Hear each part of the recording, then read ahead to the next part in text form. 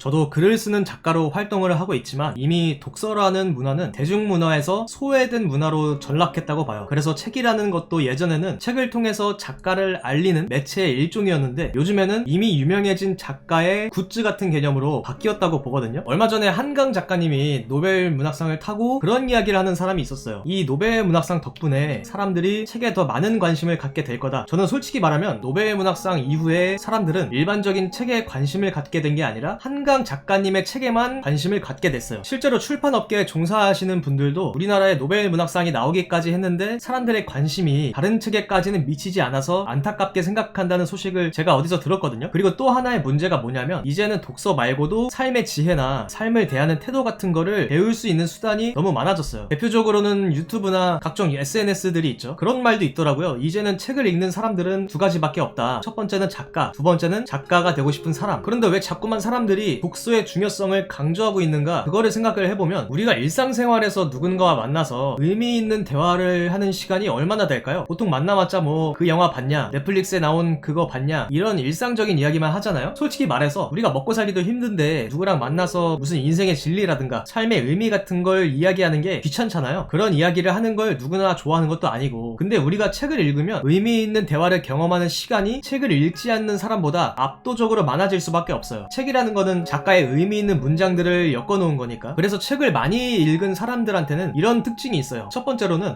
남한테서 내가 가진 문제의 답을 원하지 않아요. 예를 들어서 내가 지금 심리적으로 나약해져 있거나 혹은 회사를 해가지고 수입이 낮아졌어. 그럼 그 문제를 가지고 누군가를 탓하지 않는다는 거예요. 책을 읽으면 이게 작가의 문장을 읽는 거긴 하지만 그 과정에서 나 자신과의 소통도 이루어지거든요. 그래서 스스로에 대해서 점점 더 알게 되니까 스스로에 대한 문제의 답은 스스로에게 있구나 라는 걸 깨닫게 되는 거죠. 그리고 두 번째로는 남한테 쓸데없는 이야기를 안 하게 돼요. 남이 들었을 때 기분이 나쁠 만한 이야기라든가 어차피 남의 인생에 도움이 되지 않을 이야기는 안 하게 된다는 거예요. 이게 왜 그러냐 하면 우리가 읽는 책에는 쓸데없는 이야기가 거의 없어요. 그러다 보니까 우리가 평소에 가지는 생각 습관도 그렇게 개선이 되거든요. 이 두 가지가 아마도 독서가 가지는 강점이지 않을까 그런 생각을 합니다.